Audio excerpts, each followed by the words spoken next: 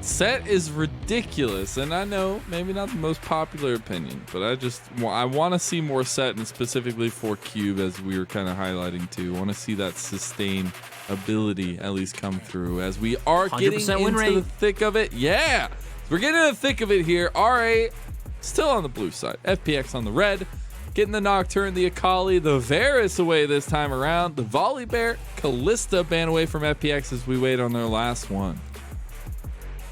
Steak's hair looks like it's getting more red, Mazel. It does. I love it. That's it's just fiery. the lighting, but it is fiery. You know, I guess maybe just trying to fit the theme of the team. I remember he did have blue hair at one point when he was on Flash Wolves, so he's a man of many wonders. But yeah, bans come out across the board.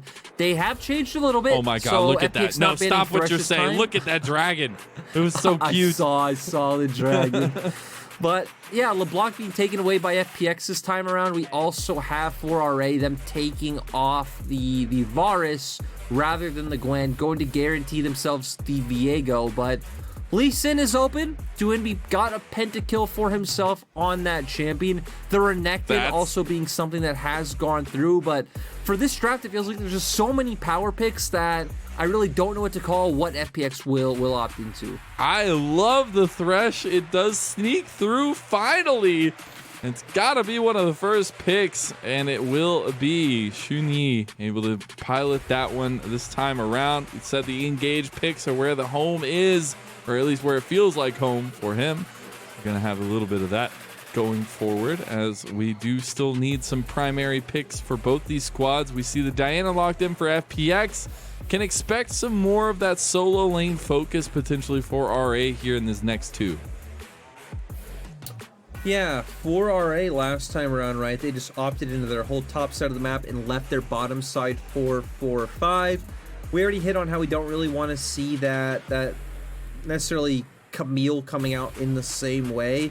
You hit on the Set, but now with the Diana being taken off the board, not really being the same jungler that you have the ability to pair it with. And I guess with that, RA deciding that they just want to go straight towards their bottom lane. They could have taken away another Lee Sin here like they did in game 1, but without the Diana, it feels like the only option RA maybe would have left would be something like the Nidalee, which you would be forcing yourself into without seeing the rest of FPX's composition. So they just want to go with the Aphelios Nautilus bot lane once again. I know this is never going to be a thing. I just want to take a moment to say I'm so happy that he highlighted Jhin for just a moment. It's a special place in my heart, even though if it's not going to be played, but still gets to make through with the Jinx for FPX. So LWX going to have a very strong piece to the puzzle of FPX's composition for this game number 2. Jinx with a very heavy snowball. We know how snowball works out for FPX, usually in a good fashion. Nidalee is the first ban of the second phase for FPX, definitely targeting the Yen's champion pool, maybe just trying to get a little bit more focus towards that role for RA where they have found success in the past. I do like the Lee Sin banned away though by RA. Yeah, I think both bans make sense, right? You take away the Nidalee away from what RA can do, really being the only AP jungler left open that they can play. Taking away the Lee Sin for the side of FPX. For RA now, I'm going to keep my eyes skeptically on the Viego as maybe something that Lo Yen can pick up. It's something he has already played once, and then that will open up those AP soul laners coming out from your side. We've already seen him play, we've already seen Fofo specifically play things like the Rise coming out, Silas now being off the table, so losing another potential option might make that harder, but just a ton of soul laners being banned out on both sides, right? The Silas, the LeBlanc, Nocturne, Akali, both Renekton and Lee Sin are flex picks, so we're really going to get down into the niche options of these champion pools. That's what I love about this, and honestly what I love about both these teams, right? They're willing to pull out those niches. They're willing to pull out certain things that maybe don't look the best on paper, but they can perform so well. Speaking of, performing so well, the Jace does get locked in for FPX. A lot of damage potential that they've drafted for themselves. And they're going to keep their composition to being able to play off a range. It's going to do extremely well at kiting back. I think Shunyi is going to have a really important role in these team fights, right? All the peel that comes out with the Flay, with the box, with the lantern, because FPX's comp definitely wants to play from a range, and then just comboing with the Diana, accelerated shock blast into a moonfall can definitely do a number on the opposite side. And instantly going to go into a Xin Zhao pick for Le Yen. So we know we're going to get the solo lane Viego coming out with the Orianna to just round things out. We are going to get that AP mid laner. It's a champion we've hit on that we don't like all that much. I feel like RA's comp might take a bit too long to come online with both Aphelios and Orianna. But we know if it does get to the 5v5 stage, incredibly strong. Please, please. I know it's a hover. I know it's a possibility. It's going to happen, Mazel. They're locking it in. I just want to see it. I want this to be a part of my life. I want to yell charge while Doinb goes in, but no bias, I promise. We do get the Kled locked in for Doinb there. I want to take a moment to go back to what you were talking about for RA, where maybe there's some moments where you're thinking, it takes a little bit of time. You need that effort to get those incremental advantages so you can get to that safety point that RA feel comfortable in the mid to late game. But you've got to be very careful. And when I'm talking about that, I'm talking about don't buy into what FPX are trying to bring onto the Rift. That aggression, that early fighting, that skirmishing that's going to go down. Yes, you have the Xin Zhao, you have possibilities in that fashion with the Viego as well. But your composition, I feel like, succeeds as you get further into the game, as you get into those objectives, into those corridors around those objectives in the later parts. So I'm really looking at RA here, not to get trapped or bogged down by what FPX are bringing onto the Rift. I feel like the problem is it feels too easy right now to force a team into a position where they have to come out either from their set lanes or from their base later on to where they need to fight you. And if FPX can accrue enough of a gold lead early on, that's going to feel great. Even if it's not too much of a gold lead, they themselves still have the Jinx. They still have a lot of burst damage coming out with the Jace and Diana combo. So we might even see positions where they can just outright burst down the Aphelios before he's able to get off any of his late game damage anyway. So I think FPX's comp will always have options. FPX's comp, I think, should have the onus to be able to get ahead. Sure, they do have the jungler who needs to farm till 6, unlike the Xin Zhao on the opposite side. But once they do start getting those ultimates out, it feels like Doinb and Tien are going to have a massive influence on this map. Yep, early game can be topsy-turvy, but those level 6s are where the fireworks really start to show. Here we are, game number 2, FPX versus Rare Adam. FPX looking to make it an easy night, keeping red side, or at least being on red side twice in a row, getting compositions that fit them to a T. And RA needing to find the execution, needing to find some stable ground to stand on here in this series. Did see a fair amount of iBoy signs, so okay, there are a respectable amount of iBoy, or at least RA fans being shown by the camera person. I respect it. I do feel like the last series was a little bit perplexing that we didn't see any LGD signs shown despite being in their arena. It's a little questionable, but things happen, all right? Things happen. That is true. There actually could have been like a ton of LGD fans, and maybe shot. that's why they didn't want to show them, because they didn't want to show how one-sided it was in LGD's arena. As we're going to come onto the Rift, going to have some farming on both sides. We know, especially in this bottom lane, right, should be a bit of a farm fest. Thresh in the early levels is extremely strong in these trades, so both Hung and iBoy going to pay the respect to this Thresh. For the rest of the map, I feel like for Le Yen, we should be looking at...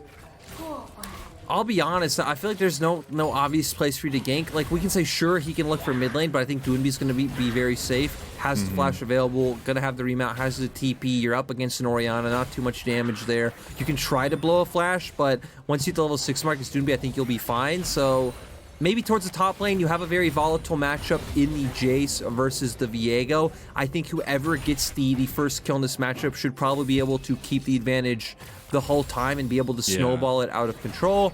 But with both junglers heading towards the bottom side, probably not going to see any intervention towards this top lane matchup anytime soon. Yeah, nothing too crazy unless there's some wonky pathing coming through on the opposite side. But I will say that I want to keep a side eye on that top lane matchup because, as you said, can depend on a lot, and it means a lot for both these teams, right? If you do get that pressure in top lane, just makes your decisions easier across the rest of the map. We talked about what Dragon can do in that aspect of it, but especially priority in lane, and advantages in solo lanes can do that just as nicely. But early Scuttle Crab is going to be taken by Luyen on the bot side, so Tien just gonna have to make the mad dash to the top side of the map to potentially get his. And I feel like Luyen should even be able to guarantee that one, right? As Luyen, you take this crab, he could have walked through mid. Maybe the fact that he doesn't have red buff is going to dissuade him from doing that, but you're winning trades so heavily in mid lane. I like that he is deciding to do it. You even have push in top side, so you can stop Tien from going for this. You do have a level advantage, though. Doonby is there as well. Not actually going to commit to it, just going to give it over. So a little bit of, resilience and calmness coming out from Rare Adam and Luyen specifically. You know, it would have depended on, us being able to see top wave, but if Cube would have been able to find a window to where he could have moved earlier, I think despite the level disparity, Luyen probably would have been able to find a window where he's able to go for the contest. But overall, going back to that same low-risk, incremental gain playstyle we talked about for them, he's going to be behind on tempo in terms of clear. That's a bit expected. He's up against the Diana, so Tien going to come back on the map first. And for Tien, he's still not really looking for any windows. We've seen that he hasn't had lane prio in any of his lanes. Doonby is going to get to the point now where he can start threatening some sorts of all-ins. Isn't level 6 yet, but is extremely close to that mark. And for FPX, I feel like we're going to start seeing a sudden burst of action very soon, despite the fact that we said, hey, they want to be looking to get ahead. It's not too bad that they've just been focusing on their own situations for the first 5 minutes. Yeah, and we were setting up that, like, we're looking for those level 6s, right? When it all kind of comes together, you get the charge on top of Tien, trying to get into the fights, things like that. It's quick to join the fights at least, but this is a moment right before level 6 where Tien is in some trouble. He has to flash away. Cube might be looking for the chase down. Tien's gonna be in some trouble here. He's gonna go down first blood as the soul gets possessed, and Cube is on the board for RA. Yep, nice punish coming out from RA. FPX think they find a window where they're able to just counter jungle and topside and there won't be any response. But Cube knows to make his way over. Luyen was already heading up towards his topside jungle. FPX should have known that Luyen did go for that play for the fact that he did take bot side scuttle, so they at least know he probably started top side. As I'm going to pause because Shun-E is making his way up here, does have vision, isn't spotted out by Cube. I don't know if Cube knows necessarily if that's going to be there. Shun-E not able to find the death sentence angle. Was there just for the backup. Doonby on the back side of that one. Actually not going to do it either. Just going to complete the back through. And good tries from FPX, but it's RA coming out on top early on, especially with the cross-map play of the Dragon. Yeah, really nice reaction coming out from them. I also love that they're zoning out LWX from farm. Pretty big gold lead for RA right now in terms of that bottom lane matchup, about 400 right now just on your AD carry. So slowly building your way up into, right now it's 400. You're able to build up 400 more. That's the advantage of a pickaxe. You have a pickaxe over the enemy AD carry in lane that can turn into a BF sword. It could, just snowball out of control with the amount of trades that you're able to win. But Tien right now is here. Ooh, flash comes out from iBoy. Maybe a response gank coming out afterwards, or in just a little bit at least. Try to punish iBoy. That will be a big flash burn from RA, but they are fine in moments like this, right? We talked about them just wanting to buy time, scale up, get to moments that they feel comfortable in. And yes, you do lose that flash, but that just means you play defensively and you can make it through. It's one of those things where with Rift Herald, apparently it doesn't matter. iBoy and Hong going in on LWX, who also has to burn his own flash. Not gonna burn the heal this time around, but both bottom laners for FPX have their flashes burnt. And that was a pretty nice trade for RA, because if RA decided to look for the Rift Herald, the fact that iBoy doesn't have flash but enemy bot lane does, I think could have been pretty massive in giving FPX an easy window to punish, but you not having a window to punish for yourself, We see RA able to force out those flashes, pushing bottom wave, and it looks like they're going to start making their way up. This Cube, though, probably going to go down. Heartbreaker comes up, and Nuggery slams the kill down. And now for FPX, with their bot lane moving up as well, they have a chance of guaranteeing themselves numbers advantage, but I think Nuggery Screw doesn't have flash available. TP is going to be burnt here. Doonby coming to join the fight. Has charge available to him as well if they want to take the fight into the enemy blue side jungle. Looks like they're just going to transition that into mid lane. A lot of members down here as Hung is here as well as iBoy. FPX are going to back off of this mid wave push. It's RA. We're actually looking for the fight if FPX pushed any further forward. Yeah, Nuggery wanting to back and buy Serrated Dirk and Vampiric Scepter. So, seeing a lot of gold, deciding they don't want to fight this one right now.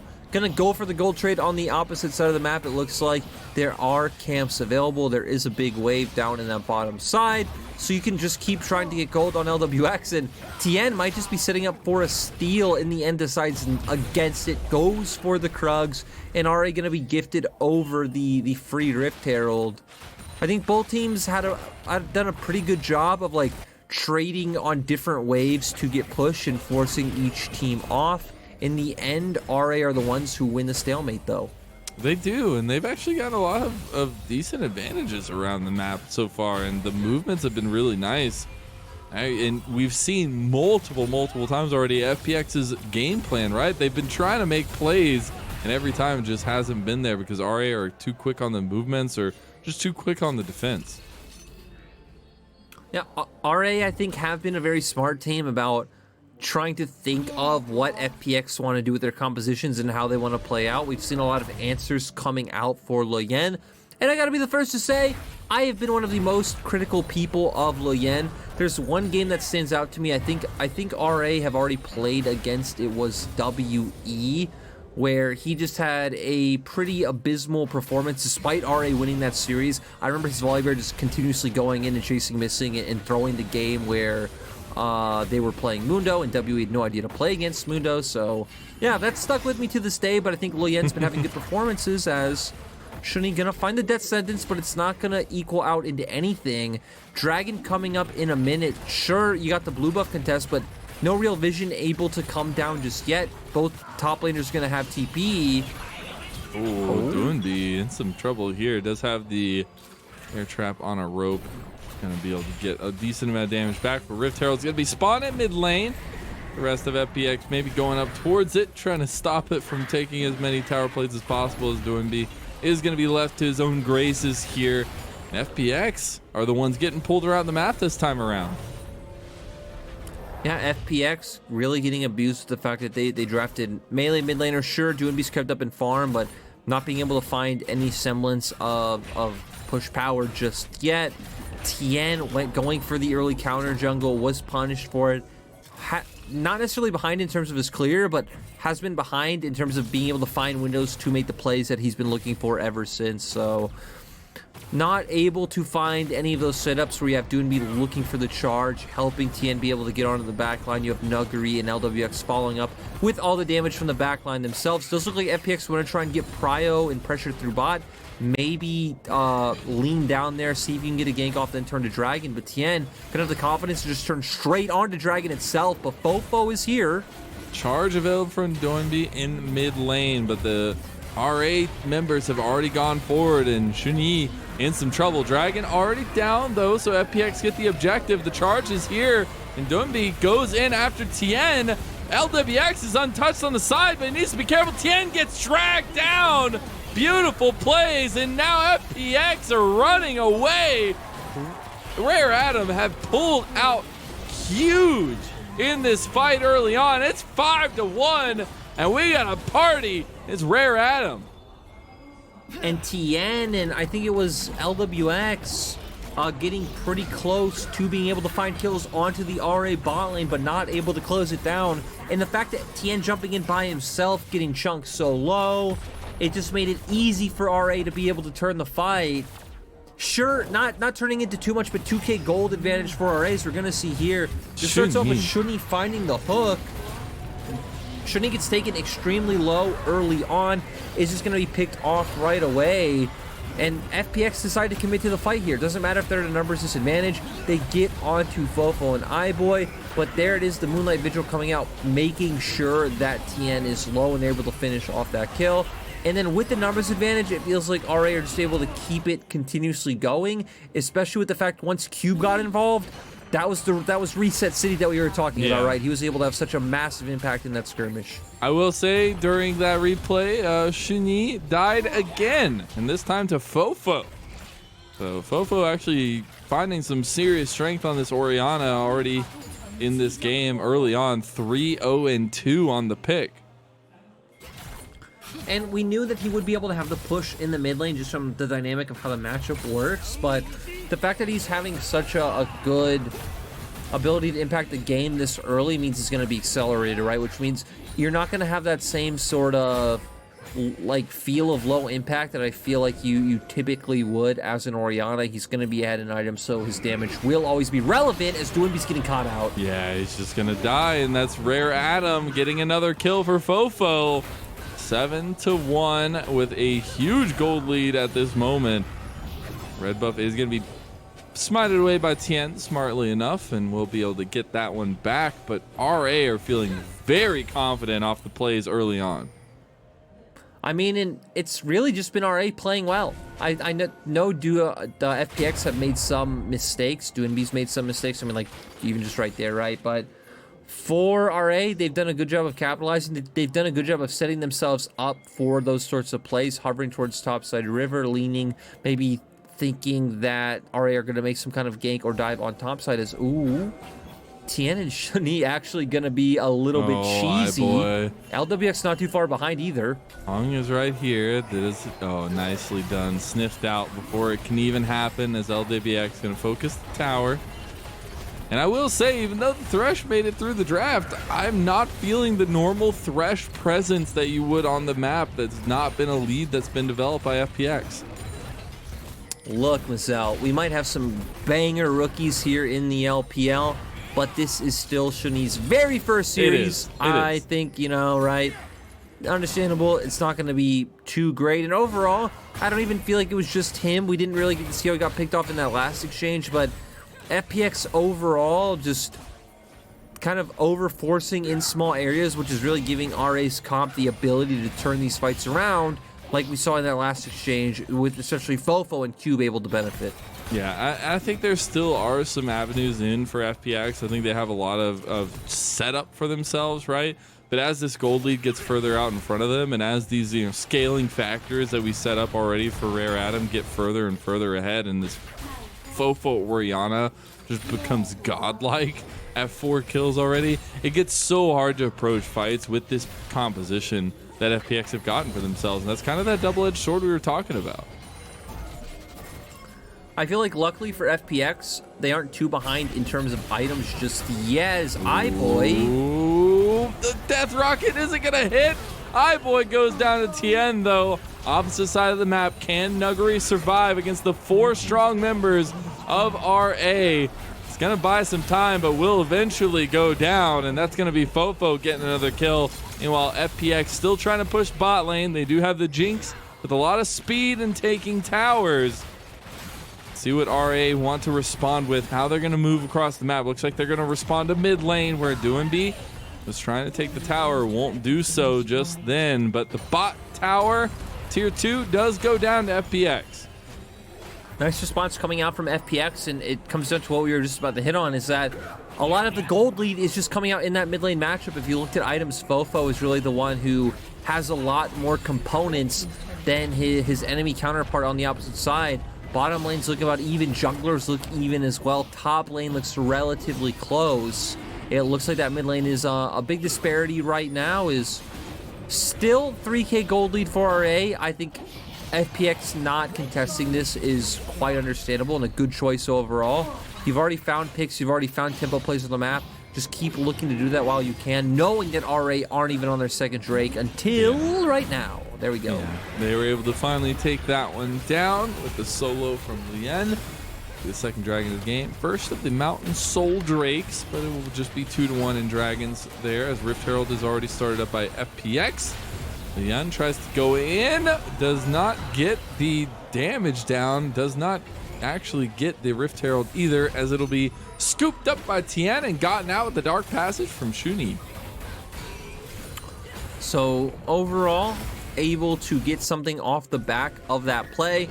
And FPX are one of the teams that you typically don't count out until they truly do lose, or, you know, maybe like an 11k gold disadvantage we can count them out, but we're not quite there yet, as we're going to see the pick go on to bot side. iBoy actually did a decent job of being able to dodge a lot of abilities, but on the opposite side of the map, Nuggery is going to be punished. He's just farming at his turret as well, so not too much he's able to do. Maybe you could go back, see a window where he's able to back off sooner, but at the end of the day, I feel like a lot of times catching the wave and dying as a top laner is better than just outright giving up the wave. That's a concept I've heard numerous coaches or even pro players talk about, and just the effects it can have if you let yourself fall too far behind by giving up too many minions.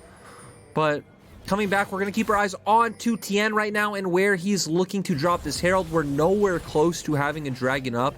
I think for Tien, we want to see him linking up with Doinby. That's the big combo, not only just because of player names, but he's the one bringing the CC to set up your damage on the Diana. So right now, pathing up towards that top side, maybe meeting up with him, dropping down, trying to help him break open some side lanes and get some gold under his belt. They, RA themselves were actually looking for a bot lane play. We'll be able to take this tower down. The last outer tower of FPX going out, but now Cube might be in some trouble here, as the rest of FPX have found him. Doinby gets about half of Scarlet's health taken away, but she's gonna have to back away as the rest of RA are now moving up towards the top side of this map. And it's just back to that push and pull that we've seen be so prevalent in this series so far, where FPX are now the ones that just have to kind of dodge out and figure out where they could be on the map, where they can't be, where is marked and where is not. Okay, Mazel, so here is what we want to see. Is it necessarily the correct play? No, not even close. I'm glad that you lead with that. I'm glad you lead with that. It was the only way to lead with that, but what we want to see is the Baron play. We want to see the Baron play right now. Don't even care which team it's from. Both teams have turn potential. You got a Nautilus on one side, you got a Thresh, and actually all you have is a Thresh on the other. That one doesn't give you the best turn, but yeah, for RA, let's do it. Let's tango. Let's go with the Baron. Let's bring FPX out. Do what they do better than themselves, but for RA, let's be real, Mazel. We got 1 minute 54 seconds until Dragon. You have a Viego pushing down in bot. I feel like Fofo did just push out that wave, so can start making his way over now. They are doing a good job of controlling vision. This is actually like the right steps that RA should be looking to do. Push out those side waves, bring Cube over towards mid, push that one in while you rotate your people in mid into the top side jungle. As Hung wants to find an engagement. Shuni though goes in. Now the TP in from Doinby on the side. Nuggery with some damage with the shock blast. Big moonfall. They've got Hung. Now can they get the rest of them? Doinby in some trouble. Back off here. It's still a 4v5 in favor of FPX, but FPX are the ones that are backing off. Rift Herald spawned by Tien. Just a little bit of distraction. Do FPX want to go back in for the fight? Big shockwave. LWX is already down, as Rare Adam have found the ADC of FPX. Yeah, and RA now are going to be the team to turn to Baron because, hey, guess what? They lost their support, but he's going to be up quite soon. They took away an AD carry, and instead they just want to make FPX think they're going towards the Baron, and they're going to try and find a pick instead. Oh, Nuggery! He was some trouble, man. Dark Passage gets him out. That was so scary. I love the vision toggle there at the last. It's like watching a horror movie unfold in front of us. Yeah, and RA now deciding they actually want to go over to the Baron. LWX is up in about 2 seconds, but this might be enough time for RA to take this objective. DP coming in. It's going to be Nuggery joining. That immediately signals RA to back off of the fight. Don't want to potentially give over just a complete turnaround to FPX if it were to go down that way. No, and instead with the fact that Dragon's up in 5 seconds, RA being on 2 Dragons already means that this is an easy choice for them to turn to. For FPX, it seems like they're already committed to giving this one up. they're gonna still hover around the top side of the map. Baron's up, RA's on the opposite side. You want Doinby to take that top turret, get more gold under his belt. I think everything from the side of FPX is stock and standard. Close, but no cigar, and FPX instead just going to all in onto this top side. If you look at the minimap, though, Fofo and Cube are both nearby, so FPX should have to concede and back off for now. As we are going to get a replay of Shuni going for the original engagement there, and FPX able to find a quick pick off of it, but just unable to follow it up, right? Beautiful movement. The Crescent Guard came out nicely timed against Tien to block the Moonfall damage. I think the big thing, right, is just that they don't have a frontliner other than Doinby. So once Doinby gets low and loses Scarl, they have to back off. And then right here, Lo Yen, really decisive flash coming out and then just chained with the Shockwave. It goes back to Fofo and Lo Yen being so great at working together like FPX did highlight earlier on. Now we have the setup around the Baron pit here. Doinby on the side has charge available. Yeah, it does have the flank to him, but maybe not the engagement they were looking for. Gets a ton of his health chunked off, and Doinby, Scarl's already gone, and FPX are now getting engaged on by the rest of the members of Rare Adam. Luyen on the side, though. The flank from Tien gets one, but is it going to be enough to turn the rest of his? Shin Yi is out of there. The shock blasts are not enough from Nuggery, and Rare Adam take their wallet and smack FPX in the face with it. Tien's Moonfall looked really cool, but that's all it did because the other members of FPX not able to follow up with it. RA just doing a ton of AoE damage. I believe iBoy having the shotgun, having the Infernum still from that exchange, was able to just pop multiple members, both holding a good shockwave. And now with the Baron, does look like the series is going to go the distance. I thought after that confidence win in Game 1, FPX would be able to close out, but FPX are a team that even when they're behind, play and fight you like they are ahead, and it's opened up an almost insurmountable gold lead for the side of RA. And it all starts with Doinby looking for the engage, thought he had the flank, roamed over, made his way onto Hung, and then bam, Shockwave able to catch out some members of the side of FPX.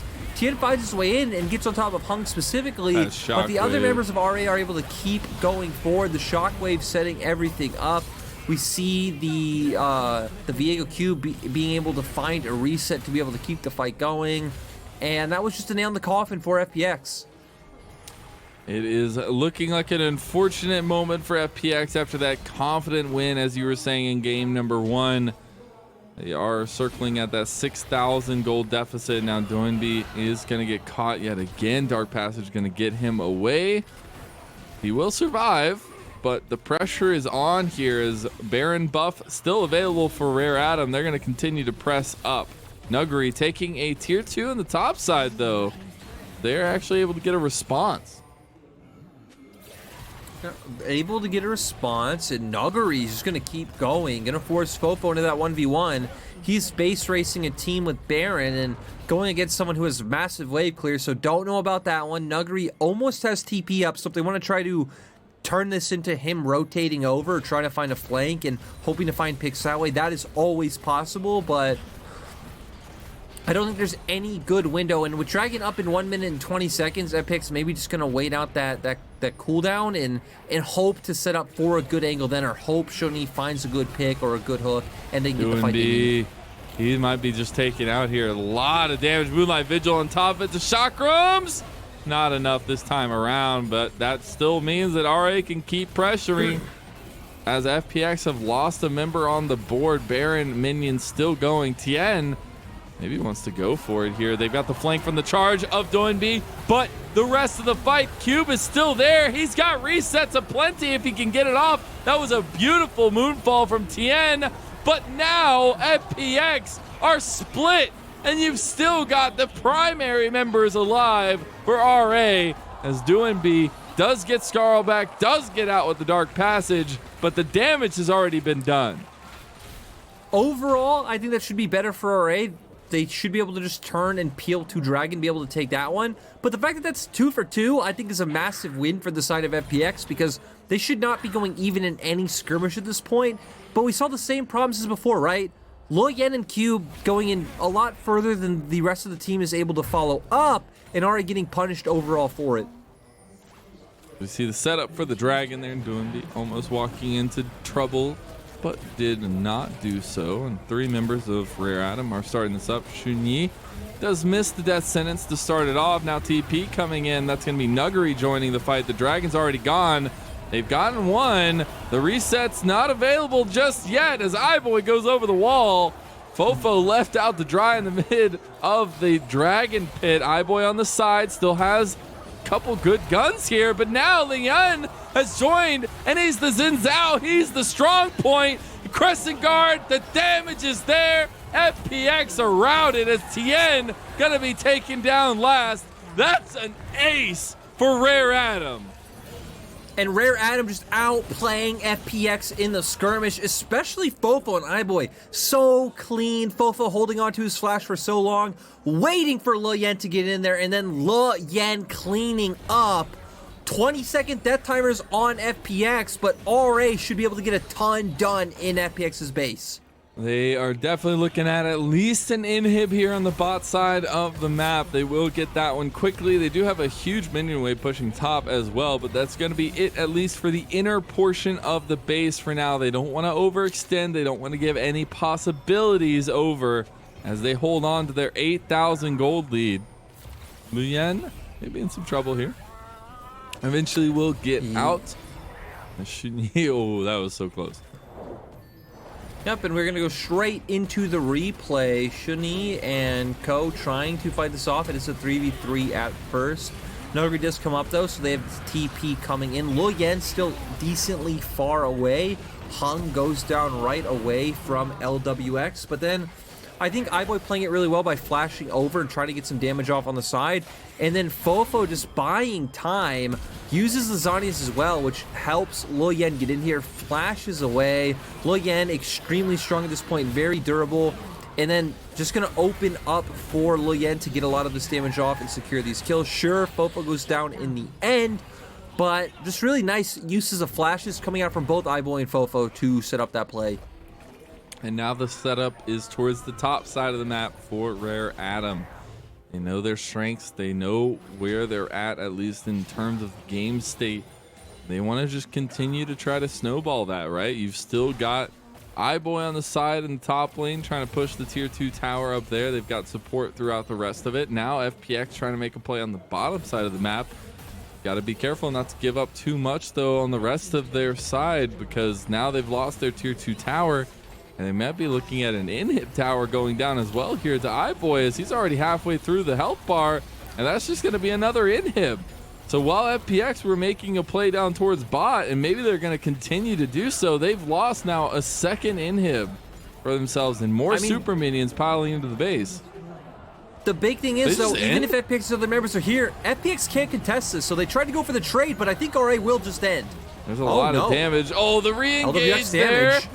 As no, they can't get it. They've also lost the fight on the bot side, though. We got the reset. Now TP coming in as RA smell blood in the water. They want to take it to 3. They're going to take down the last remaining members. LWX and Doinby, the only ones left, but that's Doinby going down next. Actually, it's going to be a double as it's already FPX wiped. That's another ace, and we're going the distance, Lyric. Yeah, RA bringing us 2-3 games. Overall, really good performance coming out from them this time around. The team fighting was on point. Good performances from, I think, numerous members. There isn't really one member that jumps out to be on the side of RA.